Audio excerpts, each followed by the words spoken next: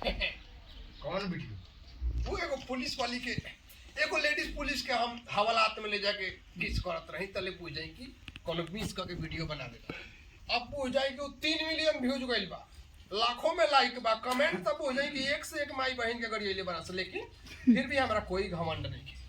हम स्टार हो चुकल बा, नहीं पूछ जाई कि इंस्टाग्राम आ यूट्यूब पर ओकरा वही स्टार बने के चक्कर में हमरा वर्दी पर से 2 स्टार भी कम हो गए।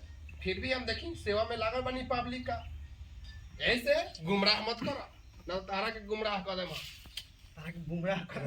वाह बेटा वाला कर दे सुआ। वाह बेटा ये इतनी से डाले। सोनू चालू कर भाई, सोनू चालू करो। Action, roll camera action.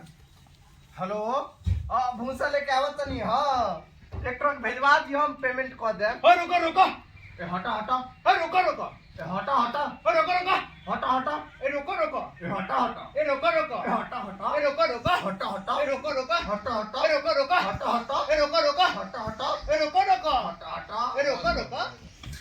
फिर से जाइए, इतना जल्दी जल्दी बोल तो रहा था लोए करो हटा हटा रुमाल चाहिए, रुमाल हटा हटा, रुको रुको, हटा हटा।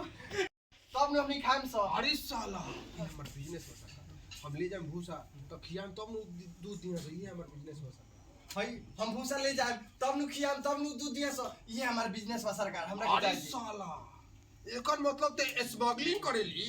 हां अब बताओ ते भैंस के भूसा खिया के ओकरा के ते गुमराह को के ओकर ते दूध निकाल लेता रे।